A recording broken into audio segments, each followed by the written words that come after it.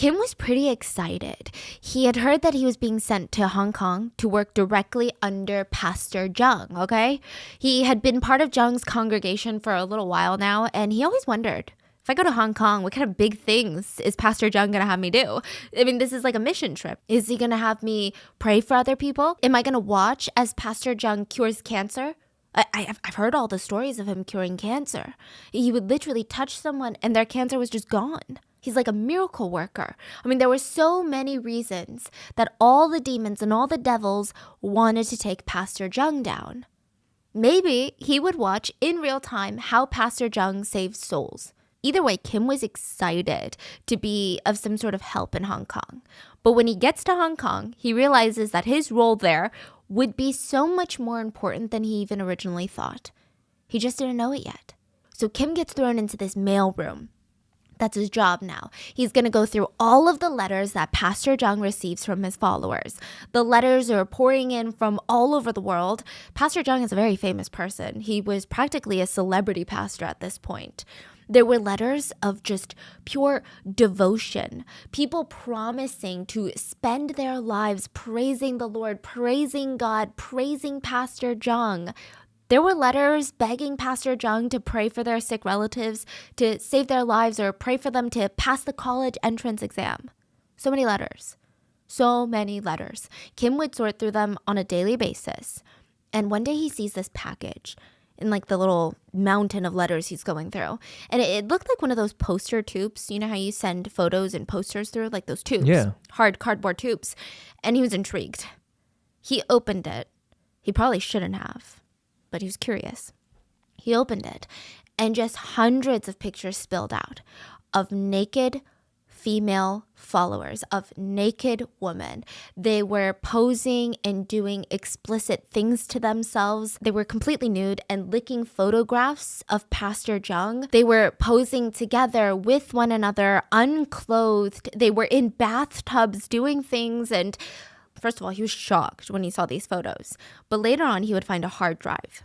And this hard drive was filled with videos of these same female followers that he knew were church members that were in South Korea.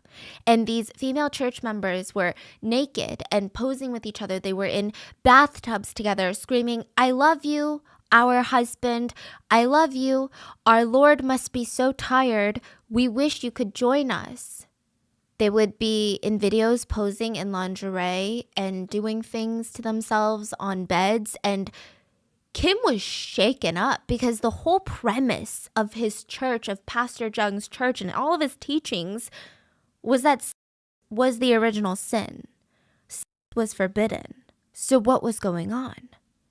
Kim had heard for years, there were rumors that Pastor Zheng had been assaulting his female followers, but he was always told, these are the lies that the devil is making up to try and take down Pastor Zheng. They're not true, but they were true. And now Kim realized when Pastor Zheng had said that his ultimate goal as a pastor was to save the souls of 10,000 young women, what he meant was he wanted to rape 10,000 women. It is believed that Pastor Zheng came very, very close to his goal. As always, full show notes are available at RottenMangoPodcast.com. A huge source for this episode was a Netflix documentary by the name of In the Name of God, Holy Betrayal. It's been getting so much attention for a lot of reasons. I think the source material itself is so explosive and it's almost salacious. It's a lot. But one of the producers of the show has been getting stalked and threatened since the release of this Netflix series, even before the series was released. There was a trailer that went up. There was news that this was going to air. There was a legal battle in South Korea trying to stop it, trying to prevent this Netflix series from airing. So it's a lot, and it's so scary to the point where we just recently had a trip to South Korea. I have been getting this request for this case for the past 3 weeks, and I just was so terrified to cover it while I was in Korea or like right before Korea. It was terrifying. So this has been a highly requested case that we're talking about today. And before we get into it, a quick disclaimer. I say this a million times, okay? But like one bad religious person does not mean the whole religion is bad. As someone who has an incredibly mild case of religious trauma compared to what we're talking about today, as someone who is not religious at all, I can still acknowledge that I think religion is a beautiful thing when it's practiced the way it's supposed to be. I think religions can bring people together. I think it can bring peace and purpose into communities.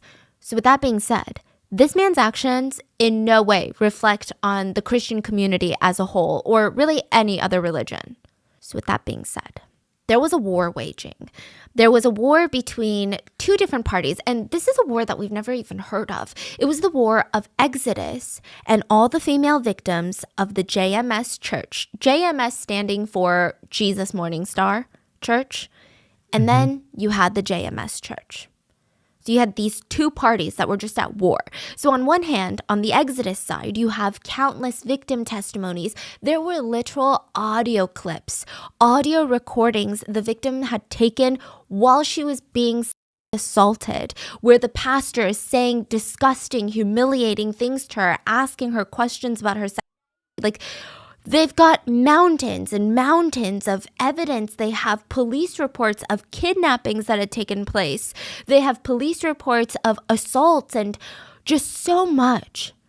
And then on the other side, on JMS's side, you had the Messiah, the prophet, the second coming of Jesus, the man who cured cancer, the man who predicted presidential elections, the man who said, let it snow, and it snowed. It's a war that's not even just in South Korea. This war went from Taiwan to Hong Kong, mainland China, Malaysia, Australia, New Zealand. It was like a global war, and it seems like it's still raging on to this day. So who is the Messiah? Who is Pastor Jung? Who is the center of JMS Church? March 16th, 1945. Objectively was not a good day, okay? World War II is still raging. The Allied powers bombed this historic town in Germany, and I think like 5,000 people were killed. And then in South Korea, Chung Myung-suk was born. I say this with the risk of sounding mean, but literally nobody cared that he was born. Like, babies are born on a daily basis. This one was not particularly special in any way. It's not like he was born and people were celebrating like, oh my God, look at this baby. It's not like he was born and then there were like whispers. Oh my God, this baby's going to be something crazy when he grows up. Like, there was nothing. Literally nobody cared that Jung was born into a poor family in the mountains of South Korea, far from all the big cities, far from Seoul. He was the third son of 7 siblings. So he grew up with 5 brothers and a sister. So back then, it was kind of customary for poorer families in rural areas to have tons of children because children translated to employees. That's like the sentiment. And it applied here. Jung only graduated elementary school before he dropped out to tend to his family's farm. So he's growing up working on the farm. And one morning, when he's 6 years old, some Christian missionaries come to the village. They're singing gospels, they're passing out Bibles, and they give a Bible to Jung. And he's just like mesmerized by these wafer-thin little pages. The sound that the pages made when he would turn them, the smell. Okay, Bibles have a smell. Most books have a smell, but Bibles have a very distinct smell. I grew up around this smell. It's a pleasant smell if you like the smell of books. But the smell of it and all the little stories depicted in the book, he was obsessed. He fell in love with the Bible.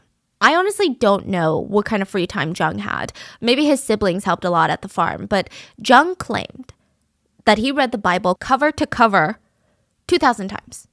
How long does that take usually? My grandpa was super religious, and he rewrote, like transcribed the Bible cover to cover 3 times for his 3 children, and that took like 2 decades.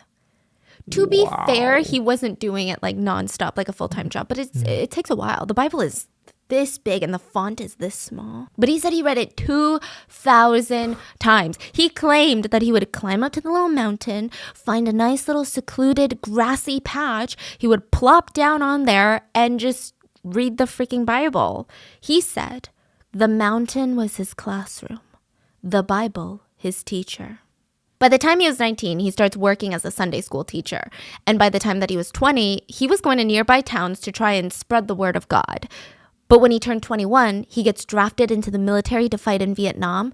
Side note, Most of what we know about Pastor Jung's childhood is told by Jung, so I'm going to just take it with a grain of salt. Jung said that he went into the military and he was so obsessed with his Christian ideals, his Christian beliefs, that he refused to kill a single person during his entire service. He was literally in Vietnam for the Vietnam War. He said he refused to kill a single person, just flat out refused, which I guess is kind of admirable, right? But he also said that he would just capture people, tie them up, and leave them. If you think about it. Leave them to die or? Yeah, basically to starve to death. If you really think about it, tying someone up and leaving them to starve, potentially starve to death, is just as cruel. It's actually worse. More cruel, yeah. But Jung was like, what a good Christian day. And he would just pat himself on the back and walk away. While he was in the military, he was able to save up a lot of money, which he put to use the second that he got out. He bought this local church and he starts rebuilding it, like renovating it. He would, of course, be the de facto leader later. But while he's renovating, he joins another church called the Union Church. They kicked him out. This church was like, your interpretation of the Bible is unhinged. Like, you are way too radical. I don't know what you're doing, but you gotta get out of here. We don't like this. So he decides, these villagers, they don't know me. They're not progressive enough. They're not city folk. You know what I need to do? I need to be around more open-minded people. I'm gonna move to Seoul where I can have these intellectual conversations. So he moves to Seoul, and at this point, he burned through all of his money. So he's literally moving there with his Bible and $300 in his pocket. He starts in this little tiny church, Jesus Morning Star Church, JMS. It's known as Providence, the Providence Church in other parts of the world like Australia, New Zealand, but it's the same church. And it was in his small little studio apartment. And it was a very humble beginning for the start of JMS Church. But Jung had some big old dreams, okay? He wanted to recruit the top university students from around South Korea to join his church. He was sick of congregations filled with old people, families, and all these elderly people. He wanted young, fresh minds. Like, he wanted young people to gather at his church, have a blast, where they could play basketball and then have discussions about the Lord. So, you know where he goes? He goes to Seouldae. This is like the Harvard of South Korea. He recruits one student.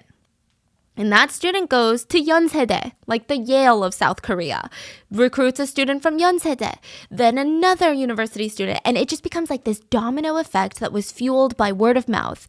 By the end of the year, JMS Church would have a presence in all of Korea's top universities.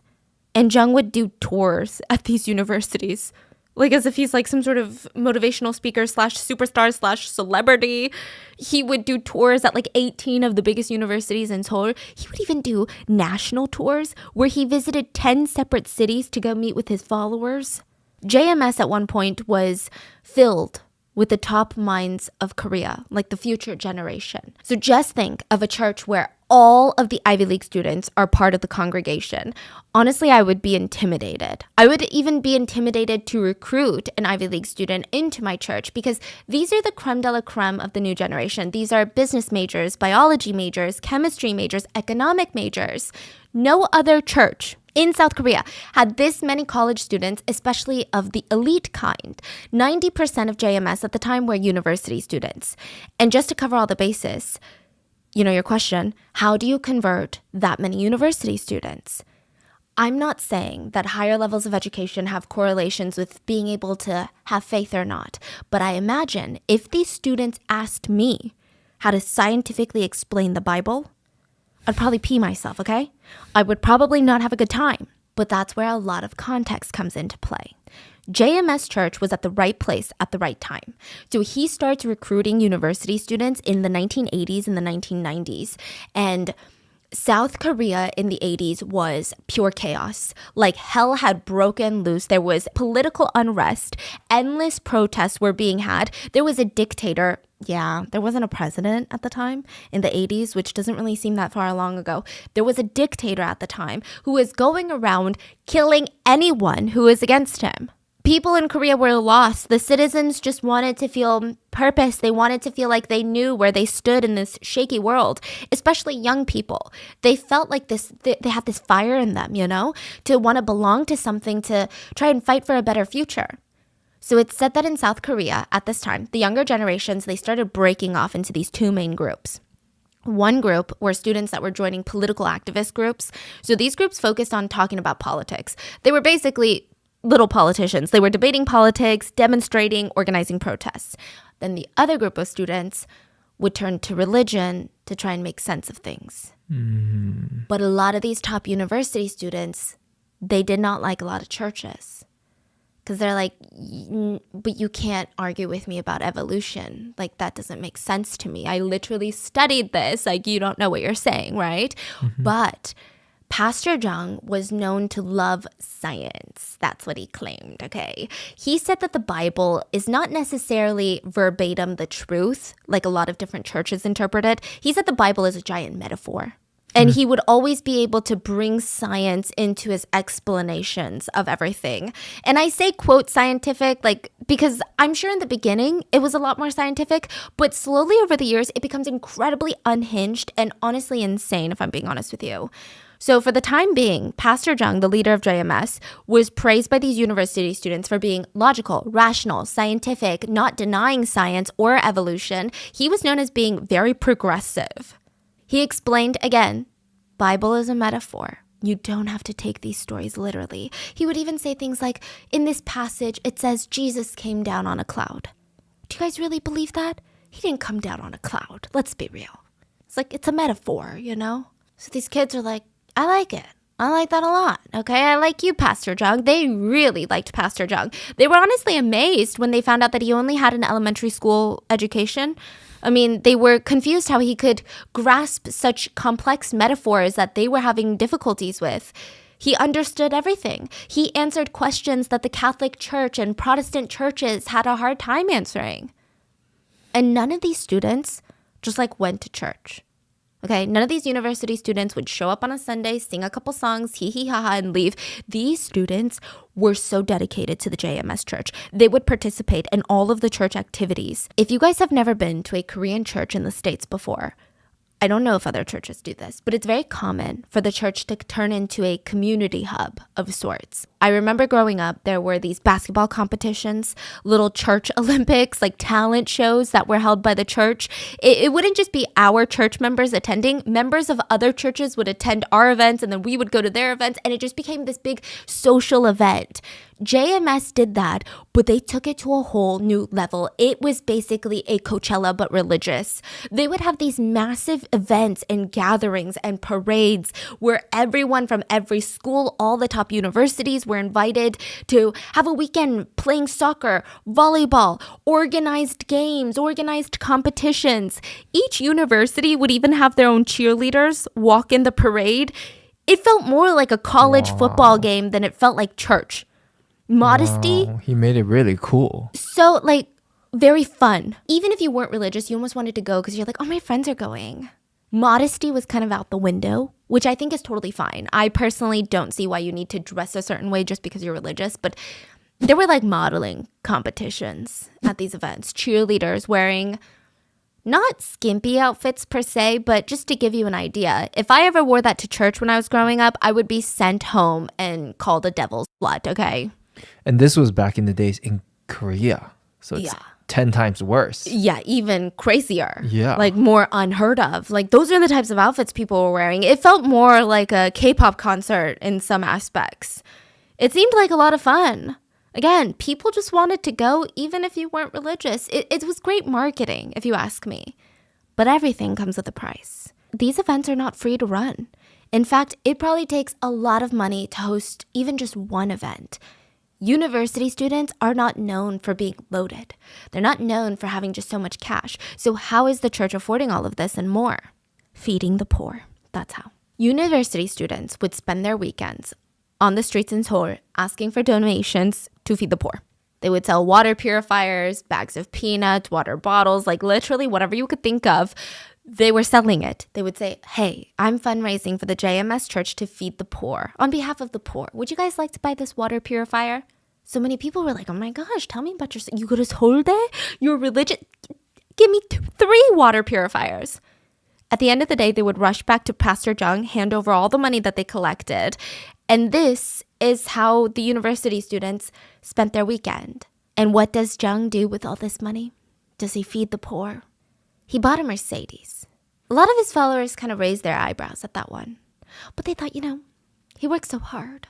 He works tirelessly to spread the word of God and to save humanity. Maybe if this car brings him even an ounce of joy or comfort so that he can keep doing what he does, like who are we to question him? How else is he going to travel from his 250 different churches without his Mercedes?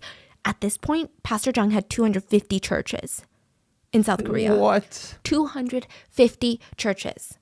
A former follower said, well, now I know that I was performing slave labor, but back then, I thought I was devoting myself to the Lord.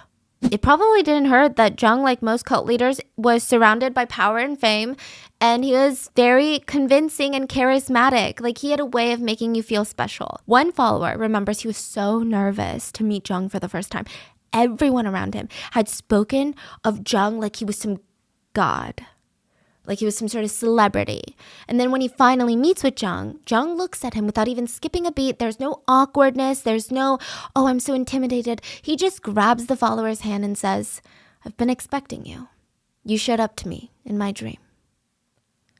And this guy feels like, oh my God, Jung is recognizing me. He sees me. I'm special. I feel saved. So they, the followers, just like Jung, they wanted to save more people. They wanted to save souls, especially beautiful young women that were over 5 feet 6 inches tall. Jung told his followers to specifically recruit and save the souls of 5 feet 6 inch tall women that were young and attractive. He said they need the most saving. Trust me. How does he say that with so much confidence? Yeah. Side note, there was a victim who said that the way that she was recruited into this cult was bizarre. I do want to mention that South Korea may or may not have a little bit of a cult problem, but maybe it's not that big of a problem because I wasn't approached by a cult this time that I went. But if you are a foreigner visiting South Korea and you see someone come up to you on the street and tell you how pretty you are or how you're glowing or how nice you look or ask you to give them directions, you're being recruited into a cult, most likely. So I would just say, well, there's a new trend of what you should say. Because there's like a whole trend in Korea of like everyone asking, what are you listening to right now? And they say New Jeans Hype Boy. So they say when you're getting recruited into a cult, just say, oh, New Jeans Hype Boy and walk away. It's just messing with a lot of cult leaders, I tell you. So just beware. A woman approaches this victim on the street and is like, oh my God, you're glowing. You're so pretty, right? But this time it wasn't as creepy because the woman, so JMS cult, most of their members are young. Most other cults, they're like ajumas. They're like middle-aged women who are coming up to you on the street like, you're so pretty, you're so pretty. You automatically are kind of like, this is weird. But when this young college girl that's about your age is trying to befriend you on the street and she's like, you're so pretty, you start feeling like maybe this is my friend. But this girl tells the victim, hey, so how tall are you? That's really random. Honestly, I don't know. I haven't measured myself, like maybe 5'5", like a little under 5'6". Oh, okay, so you're basically 5'6". I guess you could say that. That's so, yeah, sure. And she's like, oh, okay, good. Why don't you follow me? It's just so bizarre.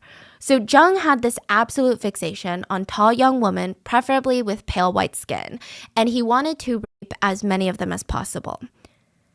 As Jung's popularity grew, so did his arrogance and his fascination with these women. He just becomes more and more ballsy. He was always seen surrounded by a swarm of young, beautiful women, which is kind of odd for a church leader. In any other context, if you saw Jung out and about, you would think he's like an old-time trot singer.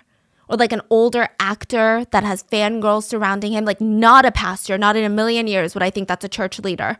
But the indoctrination was already so deep at this point. His followers believed that not only was he right, he was above them, holier than them, knew more than them. They started to suspect that he was the Messiah. Let me tell you why. Well, first, Jung started openly telling everyone that he was the Messiah, but that's not why, okay? He was here, he said, to complete the testament. He was here to fulfill the prophecy. In fact, because he was fulfilling the last prophecy, Jung told his followers that he had a higher status than Jesus Christ himself. And in order to prove this, he did some weird calculations in his head. So he pulled some random dates and numbers from the Bible, and he said, what is 1446 plus 500 years? 1946. Yeah, the 500, or that's the year of Luther's death plus 500 years, which means the new Messiah would be born 1945, 1946, depending on the Lunar New Year. It's just, it's just funny because guess when I was born? 1945, which is kind of strange considering that 2.9 million babies were born in 1945, so I don't know why that made him special. And to top it all off, he was born March 16th, 1945. He argued that his birthday was 3/16, March 16, and that stood for John 3:16. The verse in the Bible, John 3:16 reads, "For God so loved the world, he gave his one and only son." Therefore, if you are doing the mental cartwheels that Jung was doing, Jung is God's one and only son. Jung is Jesus. I just want to add another disclaimer here, okay? It sounds absolutely unhinged and far-fetched from the outside perspective. Like, it's almost laughable to us, right? How dumb it sounds. It sounds like those little kids that have been dating for the first time, and they're like, you were born on this day, I was born on this day, add it up, get this number divided by pi, and you know what the number 8 is? You know what else is 8? The words, I love you, is 8 letters. Exactly. Like, that's what it sounds like. But you have to remember, no cult starts like this. Like, you don't just walk into the doors of a church and this man is up there like, divided by pi, and I'm 1945. Like, this is not how it starts. This is after months of listening to sermons that make perfect, logical sense in your head. You're surrounded by this infectious energy of people being so positive and welcoming and accepting and so excited about something. You feel like you have this purpose in life and you feel like you're part of something bigger than yourself. This is after months of you hearing about the miracles that he's performed, and you even see bits and pieces of evidence of it. It's not even just rumors. He prayed for snow in front of the whole church.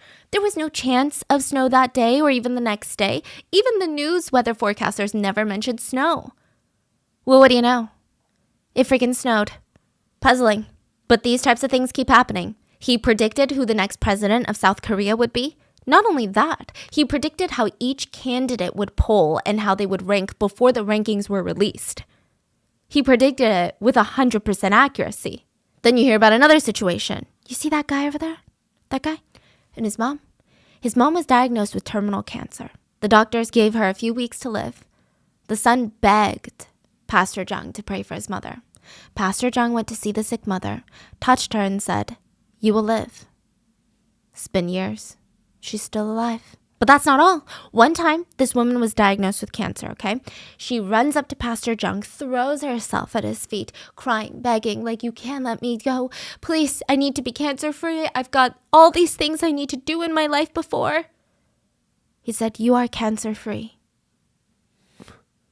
She gets a call from the doctors the next day saying, hey, I'm so sorry. I think we misread your charts. You do not have cancer. You're cancer-free. So the victims are slowly, carefully, methodically indoctrinated that when they get to the point of him calling himself the Messiah, it makes logical sense in their mind. So please, let's just be careful about what we say about the victims in this case. I saw a lot of online discourse about how, oh my God, I would never fall for something like this. Like, how do people actually believe this? I'm a firm believer anyone, like you, him, me, like literally anyone can fall victim to a cult given the right circumstance, right timing, like right place in your life. It's scary. So, side note, if you're wondering how Jung was able to pull off so many miracles, maybe he was the Messiah. I'm not sure about all of them. I don't have the answers to all of them. But I don't know. Who knows? Maybe Jung spread some of these rumors himself. But remember that woman that got cancer and then she got the call immediately after, the day after, saying that, hey, we misread your charts? I'm sure it didn't hurt that her doctor was also a member of JMS. So whether the whole thing was a little set up to have a miracle happen, or the doctor was like, you have cancer, just kidding. It was all a setup for a miracle. Or if maybe the doctor was like, maybe she won't notice she has cancer if I just lie and say she doesn't have cancer anymore. It's just weird. Also, Jung claimed that he studied medicine in his free time for funsies for the past 40 years, and he said that he was more than well equipped to cure a simple thing like cancer. As for the presidential election predictions, it's unclear to this day how he was able to predict the rankings of every candidate. We don't know if he knew someone on the inside, we don't know. But he was able to. Being the new Messiah, Jung decides to make his hometown, his village in the mountains, is the new Jerusalem, he said. This is going to be the sacred place where people from all over the world are going to come and worship at my feet. He even promoted this place in massive newspapers like the Korea Post, encouraging religious tourism to the mountains. He starts using church funds to build this massive compound in the mountains. Thousands of followers would gather there, tent out, in tents in the mountains, to listen to him preach, to be in his presence, to attend events that were like the mini Olympics, modeling competitions, dancing and singing competitions held by JMS Church. It was a lot. It's like an Olympics, Coachella, Burning Man mashed together with heavy religious overtones. He's a literal celebrity at this point. He had tours, nationwide tours, to go meet with more followers. And I'm serious, like this man took himself so utterly seriously. He would throw flowers into crowds of followers and they would just be like scrambling at the ground to pick up the flowers. People would be holding up signs like, I love you, Jung, everywhere he went. To meet with him one-on-one was nearly impossible. He's constantly surrounded by his young, beautiful entourage. To even see him in person, people were starstruck. They felt honored to be breathing the same air as him. Some followers were even lucky enough to be asked to live on site in one of the compounds. These followers were coincidentally all attractive young women that were over 5 feet 6 inches tall. Their living conditions were deplorable, vaguely reminiscent of sardines shoved into a tin can. They were crammed into this tiny little trailer with no privacy, no personal space, absolutely nothing. But they were told over and over again, you are so lucky to be here. You should be grateful that you can live at such a holy place. Not many can say that. Like, are they there long term or? As long as Jung decides.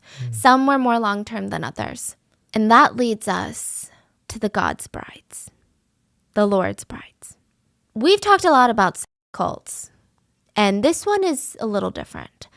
One principal teaching at JMS Church was that celibacy was the way to save humanity. Like, no sex is the way to save the future of humankind. Even after marriage, nobody should be having sex, really. It just wasn't allowed, you know? One of Jung's most famous interpretations was the story of Adam and Eve. He claimed that the apple that Eve ate was a metaphor for sex, which means Jung was going to save the world from all their sins, all the corruption, by forbidding people from having sex, the original sin. So if you have anyone, you're betraying the Lord. So no babies? He doesn't want babies anymore? He has to allow it. Because there are a lot of babies that are born into this cult. I don't think most people got married once they were in the cult. Typically, it's married couples who join the cult. That's another sad thing about this is a lot of people gave their lives to this cult for decades, never got married, never started a family because of his teachings. Some married couples would become celibate. Young university students were indoctrinated and now they refused to get married or even date because they didn't want to betray the Lord. I mean, they were just thinking about the effects of all of this. And I don't want to say that's everything, but the fact that these young students refused to even consider starting families or getting married because they felt this intense fear that they were going to go to hell for it is just really heartbreaking. So nobody's allowed to have except, of course, Jung. He claimed he was the Messiah. Therefore, he was the pure Adam. And by having sex with women, he was showering women with God's love through his body. His body was a tool. It's not that he wanted to do this. It's not that he wanted to have sex with women, but he did it for the greater purpose of saving the world. He preached that he himself was suffering by doing this. He was suffering. He was exhausted by using his body as a way of giving God's love. And his followers should suffer for him as well. Suffering was noble. Female followers were encouraged to take cold showers and pray multiple times a day. He even instructed everyone to pray in his name instead of Jesus' name. One former follower remembered he had went home one day. His parents are not in the cult, so it's just him, or the church. Sorry, I gotta stop saying cult before they come for me, okay? His parents were not in the church, and he's home one day praying out loud. And at the end, he said, in Jung's name we pray, instead of in Jesus' name we pray. And his mom stopped what she was doing. She froze and said, "What the hell did you just say? Like, why are you praying in some random man's name?" Followers were instructed to cut ties with the outside world or people who didn't understand. They were encouraged to lie to their families, to their parents. They were told that these non-believers, they can't tell what the truth is. Even if you tell them the truth, they won't believe you. Our truth is higher than them. So things are really amping up, and it's going to take a really, really dark turn. So the brides. Let's talk about victim A. Victim A was at a JMS volleyball game that Jung was playing in. Nobody was particularly rooting for one team or another. They were basically just rooting for Jung, okay? It's like a volleyball game. All the girls are on the sidelines like, Pastor Jung. And Victim A is on the sideline like, yay, Pastor Jung. And she's cheering as hard as she can, and she thought she was imagining it at first. But Jung kept looking over at her while he's playing the game, like glancing at her. And it made her feel uncomfortable. Like she thought that was kind of odd. But after the volleyball game, she forgot about it. And since this is in the mountains and she wasn't one of the lucky ones to live there, she was setting up her tent. You know, followers sleep in the tent while they're visiting. She's setting up her little tent, and one of these unnis. So unni means like older sister, but it's not biological older sister. One of these unnis came in, and they were called informants in the JMS church. They're basically female followers that were right-hand women to Jung. Their main job was to recruit and indoctrinate other beautiful young women and bring them to Jung to be raped. One of the unnis opens up the tent and tells her, hey, like Pastor Jung wants to see you. Victim A is confused, nervous, kind of excited. She didn't suspect anything weird or bad was going to happen to her. She was hoping to get acceptance and blessings. Maybe she would get prayed for. She was so nervous. She was intimidated by this guy. I mean, the way that he was talked about, it's like he was greater than God. I mean, the power imbalance here is insane. She goes to the building that Jung is in, and there's a line of girls outside, all waiting to go see Pastor Jung. And the unni says, you can go in first since you're new. So Victim A walks past all the girls, opens the doors to see Pastor Jung, who's sitting down, and he tells her, come here, sit next to me. She sits down next to him, and she's just starstruck. Her heart is beating so fast. She couldn't believe that she was sitting next to the Lord. She had no idea what was going to happen. Like, is he going to pray for her? Was he going to help her family, teach her something that would open up her mind?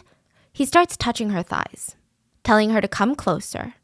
And she just remembered his like hot breath on her neck. And she was so uncomfortable, and she didn't understand, like, is this what the Lord does? He starts whispering in her ear that she was Lord's masterpiece. He instructed her to stand up and pose for him. And the reasoning was he wanted her to be the Lord's cheerleader, but cheerleaders aren't allowed to have bow legs, which means like the legs bend out. They were supposed to have straight legs. So he's like, I need to check your legs. He checks her legs and says, the Lord will be proud of you. He kept calling her beautiful. And when she sat back down next to him, he aggressively stuck his hands in her shirt and started groping her. He closed his eyes and said, the Lord is instructing me right now to check for lumps in your breast to make sure that you don't have cancer. It was incredibly painful, but she had heard and she had been groomed to expect these medical exams. In fact, she was told that if she were ever examined by him himself, she should be grateful. It was painful. It didn't feel right. But she just thought, maybe it's because it's my first time. I don't know. Like, I'm supposed to be grateful for this. He's checking for cancer. He had cured cancer, so that makes sense. Who was she to say no? So even if everything in her gut told her to scream and run out of there, it was like this mental war that she was fighting, like a battle in her mind. Before she could react, he pushes her down on the bed so she's laying flat on her back. And without warning, he tells her that he needs to examine her uterus. He said that the Lord needs to make sure that she doesn't have any cysts. She was terrified. She saw him lick his fingers and announce, the Lord is examining you. And you can imagine what happened next. Victim A was in a lot of pain. She said that she closed her eyes and looked away, and she kept telling him, please, it's painful. Basically telling him to stop. But he responds very casually. It always hurts the first time. She didn't understand what that meant. I mean, the first time I'm being examined, like, I don't get it. So she looks down. He was full on assaulting her, full on R-wording her. She said that she froze in fear and she was so confused. And then he starts getting aggressive and biting her everywhere. And it was just so violent. He kept telling her while he's doing this that she's God's bride now. Literally, while assaulting her, he also continues to tell her, you are no longer allowed to look at other men. You are no longer allowed to think about other men because you are God's bride now. If you were ever to marry another man or even think about a man, your private parts would be mutilated. If you ever have children with a man, they will be deformed. Side note, this is something that Jung told all of the brides. They believed it because why wouldn't they? They were terrified and they prayed. They prayed to God that they would never be interested in anyone but the Lord. It was so ingrained in them. One victim even started self-identifying as a lesbian because she was so scared of the prospect of falling in love with a man. A lot of girls said that they struggled. It's nearly impossible for them to want to be with Jung, aka the Lord. So they would pray at night, praying that they would have the tools to love him the way that they were supposed to. They would punish themselves when they didn't feel love for Jung in the sense. Like, it is so heartbreaking hearing that. Like the victim said, they prayed and prayed, but it was just so disgusting, painful, and traumatizing. They thought something was wrong with them. Jung would assault them and make them call him oppa, honey, dear. He told them that they can never think about other men. He would say incredibly unholy, vulgar, disgusting things while he was assaulting them, but then he would claim in the same breath that this was God's love. So the victims, they're just so confused. They felt that they were confused, though, because they weren't good enough believers. Like, they weren't good enough followers. So victim A runs outside after the assault and runs straight into the Anya that had brought her here. And victim A is looking at her like, please, you need to explain the situation because I'm so confused. I'm so traumatized. But the Anya just smiles and congratulates her. She said, remember, we can only love Pastor Jung now. We are his brides. How was it? Victim A was shocked. She asked, did the same thing happen to you? And she responds, you might not understand it right now, but in some time, everything will start to make sense. The Anya proceeds to tell her that these examinations, that's what they were calling these assaults, these exams were important. He had already detected serious diseases and cancers during these examinations. He had already saved lives. This was a good thing that Pastor Jung was being so proactive. All the girls that get personal exams should be grateful. Some girls would confide in the Anyas and say, I'm just really confused. I felt like that was rape.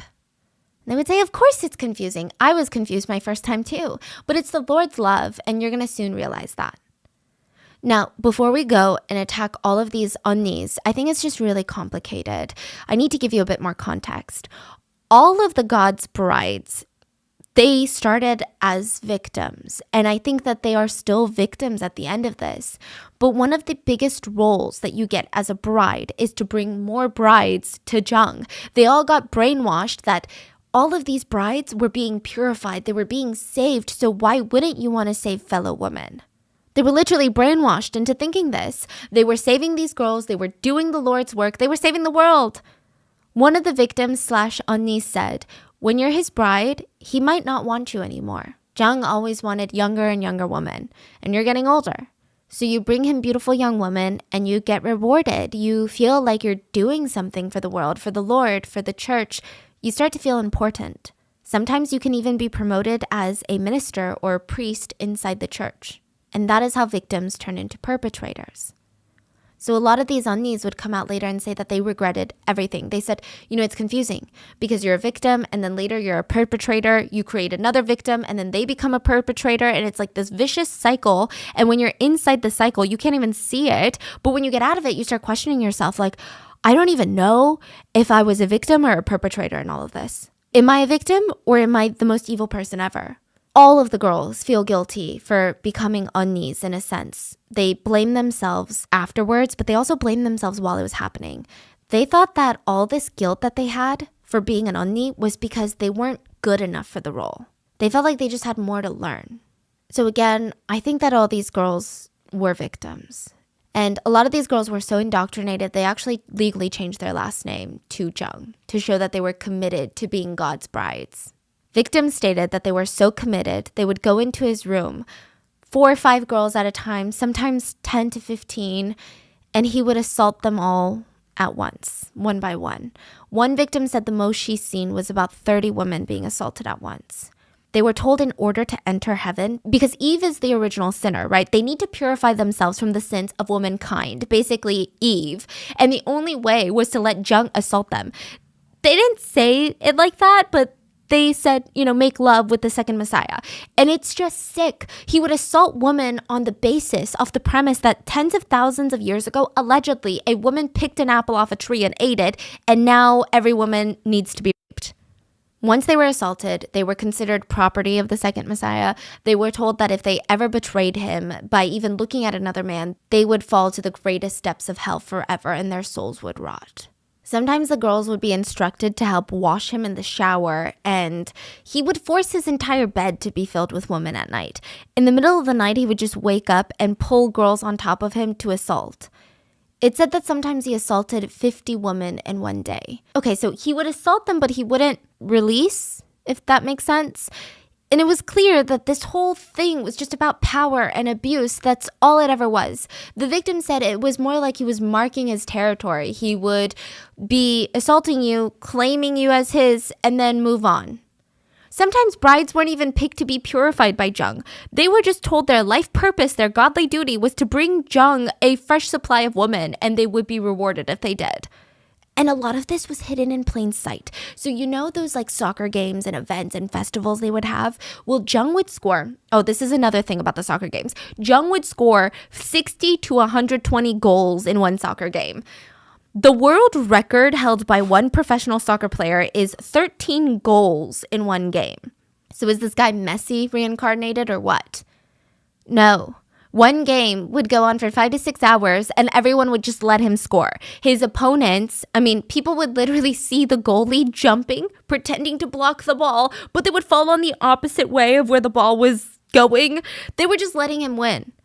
So for 5 to 6 hours, there were cheerleaders on the sidelines just cheering him on, screaming his name, bringing him water, wiping off his sweat. And in the end, an onion or two would go around, pick some cheerleaders, tell them to go to the bathroom and wait for Jung because he was almost done. They would wait in the showers where they would be forced to wash him and they would be assaulted by him. Side note, what happens if a victim falls pregnant? One victim said that she straight up asked Jung that she was worried. And she said, what happens if we're engaging in activities and I fall pregnant with the Lord?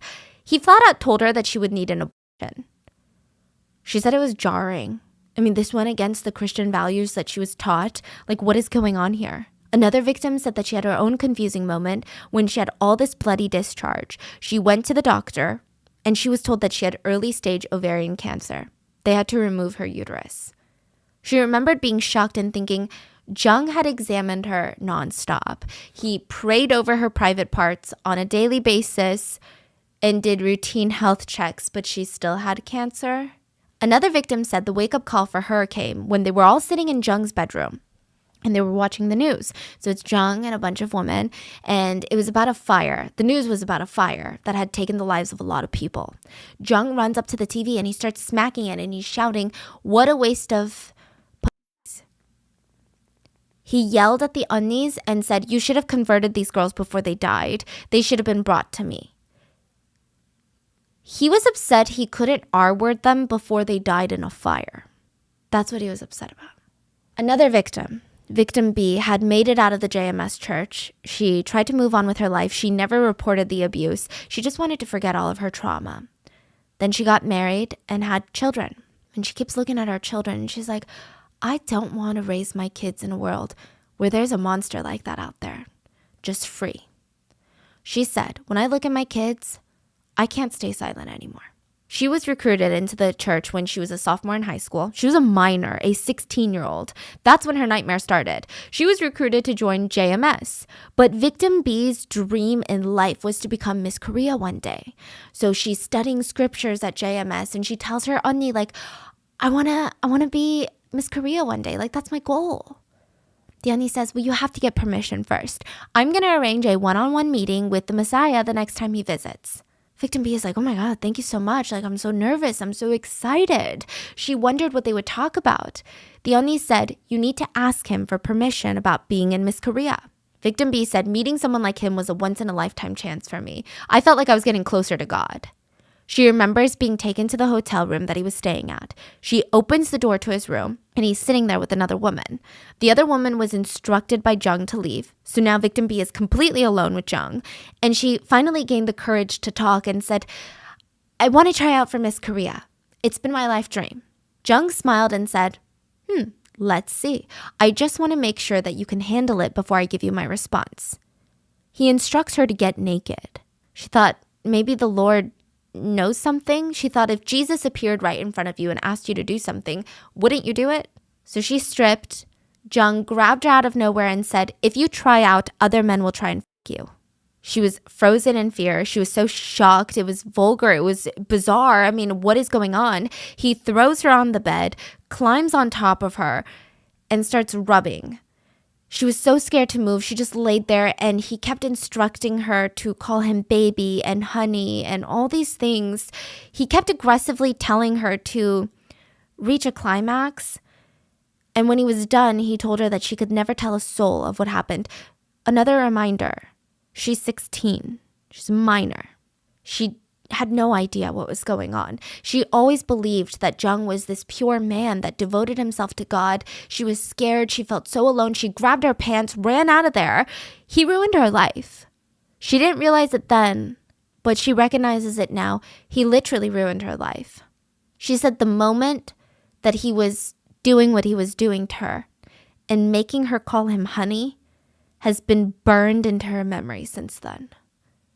Little bits and pieces of these victims' stories were starting to come out. Allegations of assault were swirling starting from 1991. 1991, this is like a million years ago. Just so you know how up to date, this isn't even an old case. He was recently arrested in 2022, like a few months ago.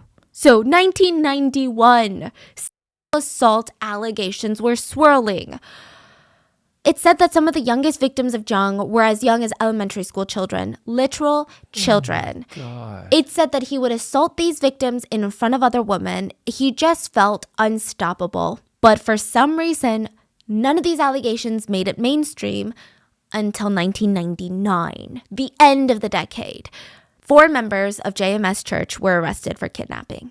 These were allegations that even the police can't ignore. They open up an investigation and they try to put the pieces of the puzzle together. Miss Huang is the victim. She was 27 years old at the time, and she said that she was a former member of the JMS Church. She decides, this is a cult. This is a cult. She decides to leave the group. She realized that JMS was not what they were saying it was, and she was pretty vocal to the church. She said, I'm leaving because I don't want to take a part of this. I don't want to be a part of a cult. Please stop contacting me. I'm over it. She wasn't planning on going public with anything. She wasn't planning on doing any of that. She just wanted to go home, return back to her normal life. The followers refused to let her do that. They're bombarding her with phone calls, accusing her of hating Pastor Jung, betraying him, being possessed by the devil. And in the same breath, they're telling her to come back to JMS so that they could save her from the devil that she was possessed by.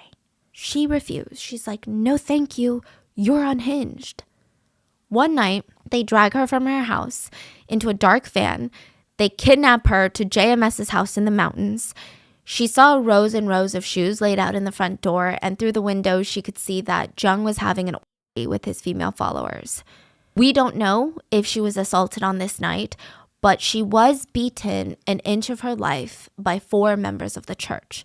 They kicked her, punched her, stomped on her hands. Every inch of her body was badly beaten for 4 hours straight. They said that they were beating the devil out of her, and the picture of their crazed eyes staring at her while they were kicking her in the face, she said she would never forget it.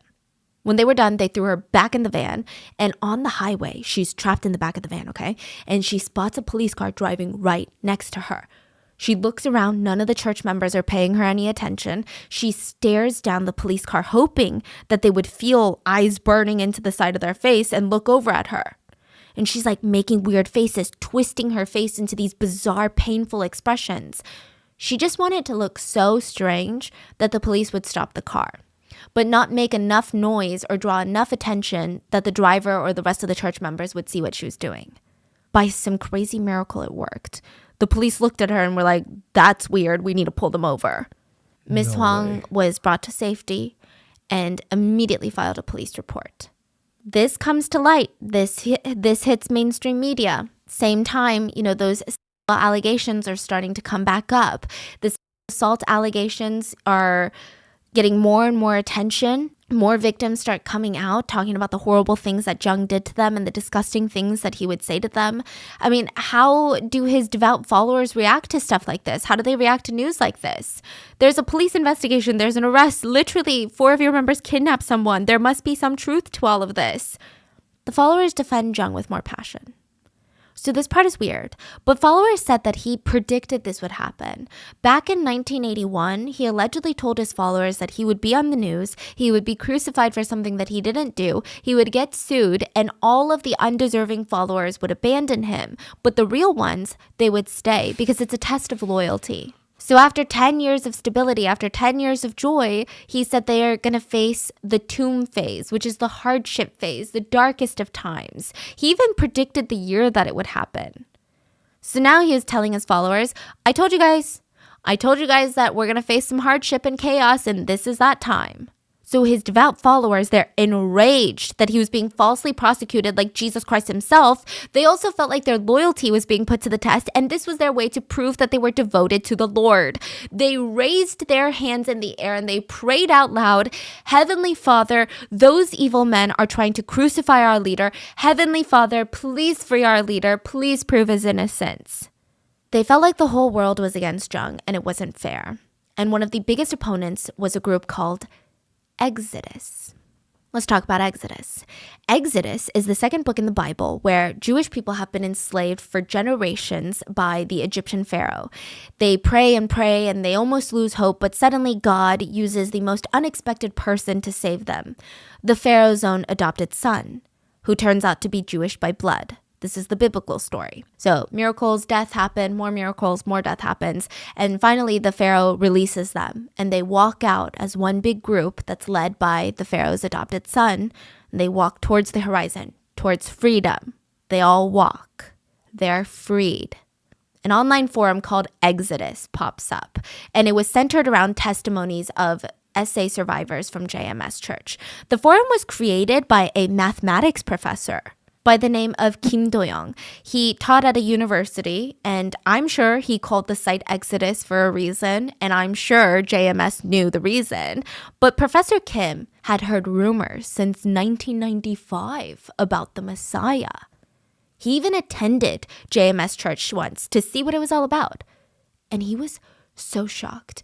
Everything in the sermon sounded so sexual. There's even posters that Jung would hold up in his sermons that were like female anatomy posters of like the uterus and the womb. It was weird. Jung kept calling himself the Messiah. He would say vulgar things, just bizarre things. He called women bitches and sluts. Jung would also be heard in sermons saying, a lot of people say that they can't see God. They're looking for God and they can't see him.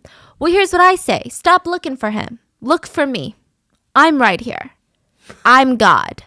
You don't know who I am? I'm the Messiah. Professor Kim was shocked. He said Jung was cocky, vulgar, overly sexual. He was stunned. He realized that this was far from a religious group. It was just weird. But he would look around and everyone is like, Amen, Amen. Okay, what's going on? Jung would say things like, don't read the Bible. I know more than the Bible. Ask me. I'll tell you how it was. At first, Professor Kim did not know what to do with this information that he just gained from this sermon. He goes home and he's like, well, who am I to judge these religious people? He stops thinking about it. But his girlfriend was working on a paper on contemporary religion. And she told him about how she had come across all of these allegations, these suppressed stories of SA allegations from JMS Church members. Professor Kim was so disgusted, he started Exodus to give the victims a place to unite and heal, and ultimately to take down JMS, which they would. But at an insane cost. Professor Kim's dad was almost murdered, and Exodus members were attacked. It gets really crazy. So the website goes from being a casual meeting place amongst victims to this strong activist movement that would be crucial in JMS. Professor Kim said that he had never felt so much rage in his life. All he knew was that Jung needed to be taken down. He recalls when he was much younger and much more volatile that this was the only time in his life where he had thought about killing someone. He wanted to kill Jung. He hoped that members of JMS would see the truth, but they didn't. All they saw was the devil. They thought Professor Kim was the devil reincarnated, trying to take down Jung. They all got into some heated arguments. Professor Kim would call, okay, this is a little weird. He would call JMS HQ headquarters and he'd be like, let me just speak to the fucking asshole. And they'd be like, how dare you call our Messiah an asshole? Listen, you might think that he's Jesus reincarnated, but he's nothing but a horny dog in heat to me, so put the fucker on the phone. The followers were shocked. They were like, wow, he truly is a devil. Okay. And there was a fire being lit under Jung's ass, and he's starting to feel the heat with Exodus, with these allegations, with the kidnapping arrests. And then in 2002, SBS, one of the biggest broadcasting news networks in South Korea, they have a show called The Unanswered Questions, which we've mentioned before in a couple of different cases. They dedicated an entire episode on JMS. They insinuated that JMS was a cult. They exposed Jung for going around calling himself the Messiah, about how he used his position of power to sexually assault female followers. Allegedly, over 100 victims were contacted for information in the making of the series. When the broadcast aired, over 10,000 followers of JMS gathered to protest. They believed media was run by the devil. The devil was out for Jung, the Messiah. He was being falsely prosecuted.